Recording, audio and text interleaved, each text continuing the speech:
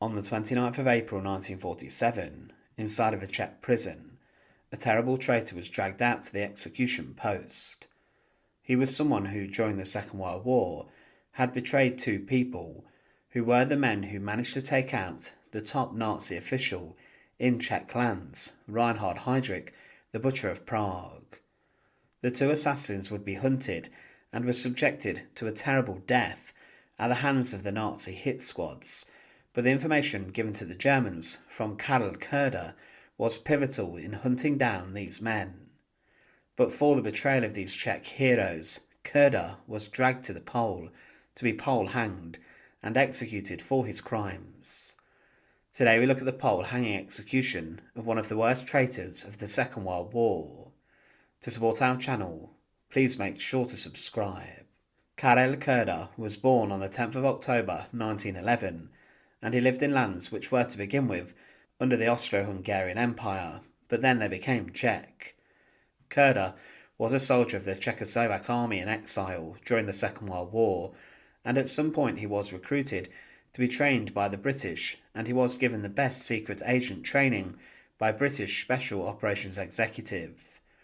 There was an operation developing during the war to take out Reinhard Heydrich, the Butcher of Prague, a man who was serving as a deputy protector of Bohemia and Moravia. Heydrich was known by Hitler as the man with the iron heart, and he was someone who was being touted to possibly one day succeed the Führer. Inside of Czech lands, he was putting the population to the sword. Czechoslovakia was seen as the armaments factory of the Reich, as the country's armaments production was absorbed by the Germans, and Heydrich needed the Czech workers to graft hard to ensure that the German army had the best and most plentiful weapons. To do this, Heydrich had many resistors arrested and locked up inside of Czech prisons, and many even lost their heads inside of the dark execution chambers upon the slanted and sharp blade of the German guillotine known as a Fallbeil. Heydrich also had people publicly executed to terrorise the locals, and their bodies were often left up hanging for some time to strike fear into people's hearts. For this he began to become a target of assassination, and the resistance began to plot an attempt upon Heydrich's life. This all came to a head on the 27th of May 1942. Heydrich was travelling in Prague from his home in his open-top Mercedes car when two SOE-trained Czech assassins, Josef Gabcik and Jan Kubis, were waiting. Near to a turn in the road and a junction, Gabcik jumped out at Heydrich's car and took aim with his Sten machine gun, which did jam, and Heydrich knew exactly what was happening. Heydrich ordered the car to stop, and he pulled out his pistol and went after the assassins. But Jan Kubis threw a modified anti-tank mine at the car's back wheel, and the bomb exploded, and shrapnel wounded Heydrich severely and caused very serious damage to his left side. He staggered around as the assassins took off, and he went to hospital and was operated upon. Heydrich did seem to get better over the following days. However, following a rather suspicious visit from Heinrich Himmler, Heydrich then went downhill, and on the 3rd of June 1942 he actually died after falling into a coma days before. The assassination plot was a success, but in the immediate aftermath, the Germans in the Czech lands went on the rampage. They ordered massacres, and 2 villages were razed to the ground, but Heydrich's assassins hid in safe houses before sheltering in the St. Cyril and Methodius Cathedral in Prague.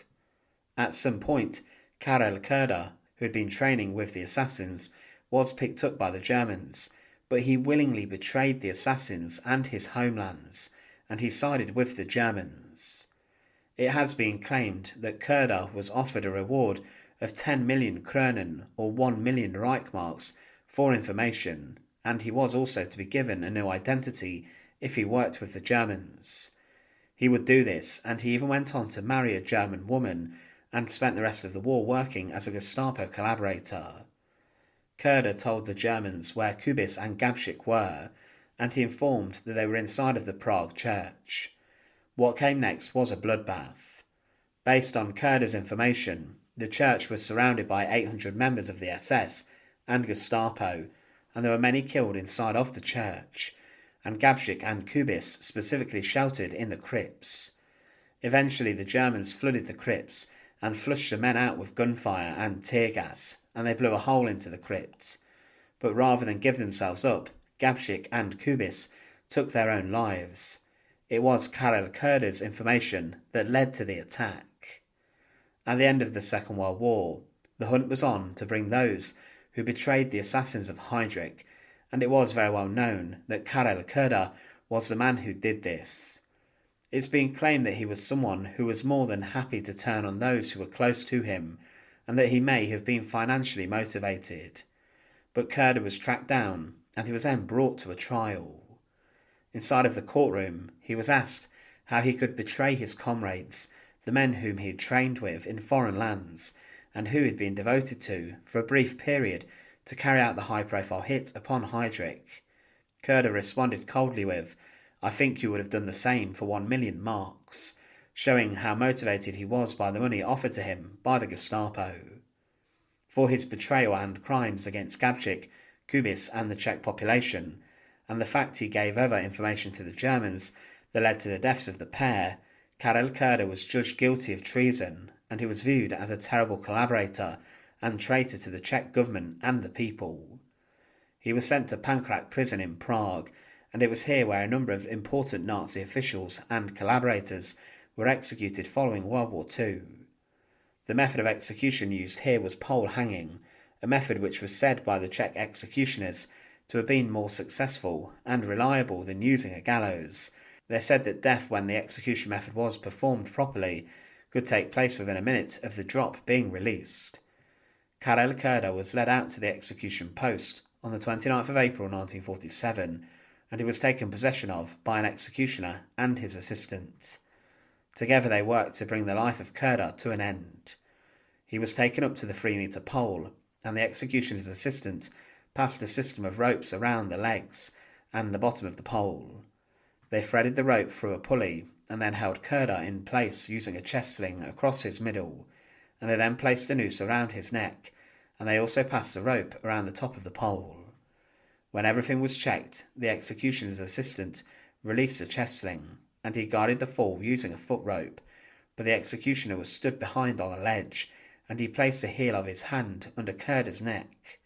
He attempted to force his head to one side to dislocate Curda's neck, and his body was left hanging, and death soon came. Karel Curda was one of the worst traitors and turncoats of the Second World War. He was offered 1,000,000 Reichmarks to betray the men who he had trained alongside to assassinate one of the most powerful and influential Nazis, Reinhard Heydrich, a man who himself was responsible for the deaths of so many people during the Holocaust. Curda's actions shocked the Czech population, and the chaos that erupted around the Prague church was brutal, as the Germans wanted to take Kubis and Gabcik alive, and the terror they would have been subjected to if they did not die in the crypts would have been truly awful. But inside of a Prague prison, Karel Curda was executed by pole hanging, on the very same execution post as notorious Nazis such as Kurt de Luger and Karl Hermann Frank were executed upon. Thanks for watching. To support our channel, please make sure to subscribe, and once again, thank you so much for watching.